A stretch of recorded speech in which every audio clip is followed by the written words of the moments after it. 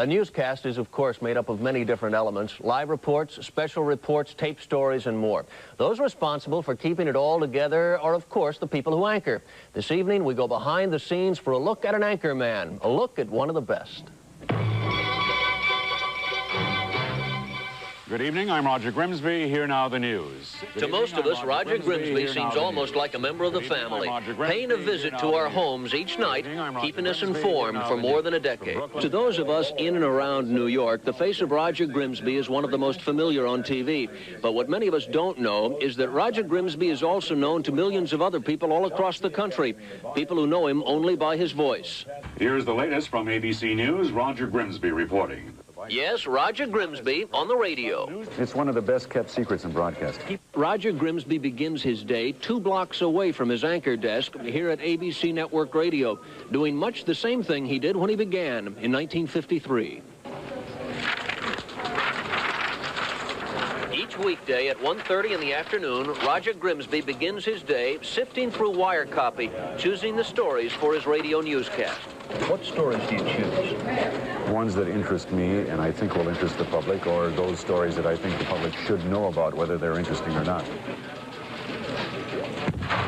It's a radio newsroom with some of the best in the business, and among them, Grimsby clearly holds his own.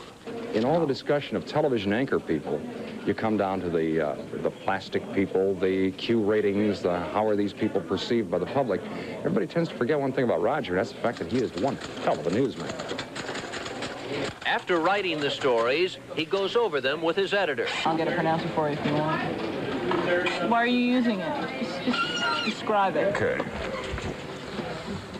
At 3:27, the newscast is ready to go on the air.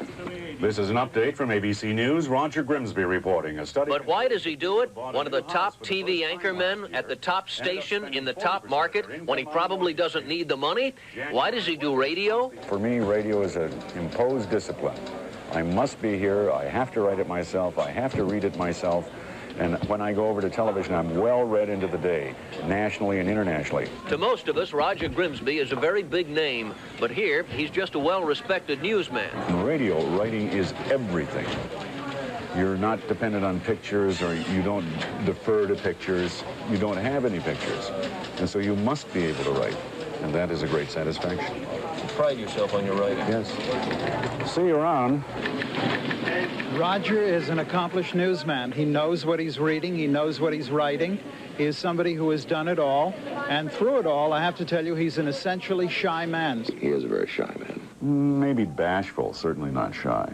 He arrives in the Eyewitness Newsroom around 3:45, checks with the copy editor on the top local stories, Mr. Tucker, for you. and then goes off to write on his own. My contribution in television is basically what I've done in radio earlier in the day.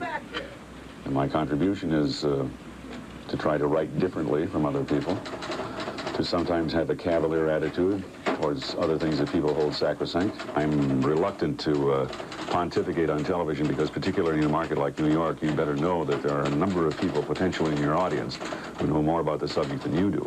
And that's always in the back of my mind.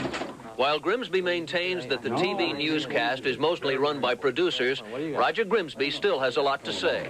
I'll give you a bunch of surprises. Okay, can you keep it tight, please? Always tight.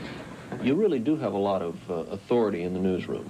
No, I don't actually. You've watched me here. Don't ask me that question. I'm not very pushy. You can be, though. Sometimes I. If there's a story you feel strongly about, you say, we're going to air this. That's right. You've killed stories that the producer thinks are a great idea. That's true, too. You've dumped them. That's more often the case than putting something in.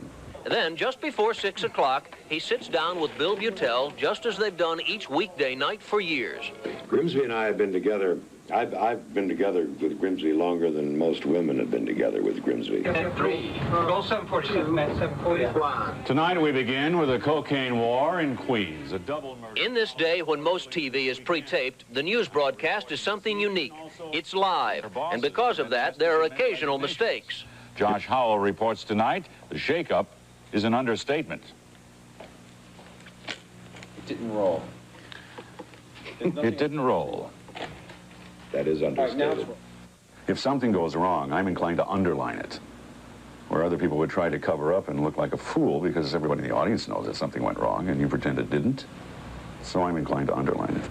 News is what he's done as long as most of us can remember, and the spark is still there because he likes what he's doing. There is a certain amount of ego massage attending it, having a high-profile position and that sort of thing. I also think it does serve a public service when it's good, and when television news is good, there's nothing better.